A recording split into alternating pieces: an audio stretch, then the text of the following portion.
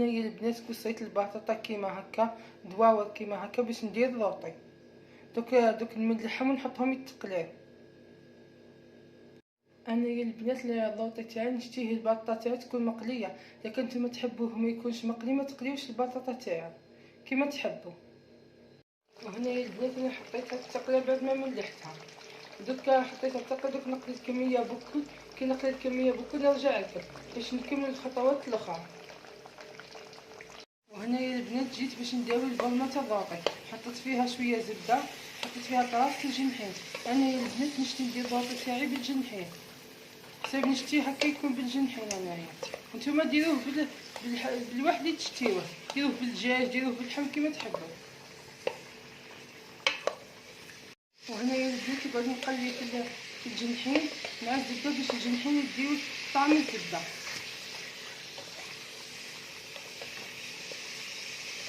وهنايا البنات بعد ما قليت الجنحين مع الزبده دوكا حطيت البصله ونقعد نقلي فيها حتى تدبل البصله تبدل اللون تاعها. يا البنات كل ما تقليو الماكله مليح كل ما تجي الماكله بنينه.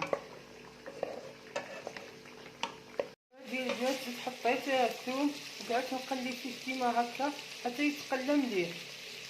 هنايا البنات بعد ما قليتهم مليح زدت حطيت لهم شويه ملح شويه فلفل كحل شويه كمون شويه حمار ونقعد نحرك فيهم كيما هكا. وهنايا البنات بعد ما قليتهم مليح حطيت لهم الماء وخليتها طيب.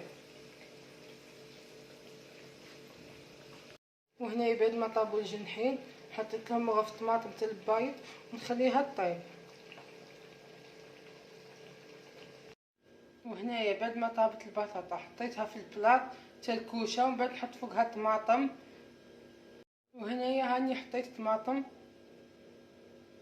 دوكا نزيد نحطها المرقه اللي طيبناها قبيله ونحطها طيب في الكوشه. دوكا صبيت المرقه وحطيت الجنحين كيما هكا ودوكا ندكها طيب في الكوشه. وجربوها يا البنات وما تندموش تجي بنينه بزاف وتهبل. وقولوا لي واش رايكم في التعليقات اذا كان جاتكم بنينه ولا كان جربتوها. هنا بعد ما طابت خرجتها من الكوشه وهذا هو الشكل النهائي البنات. وصلنا لنهايه الفيديو، ما تنسوش ديروا الابوني والجيم وتشاركوا الفيديو مع حبايباتكم باش تكبر العائله تاعنا.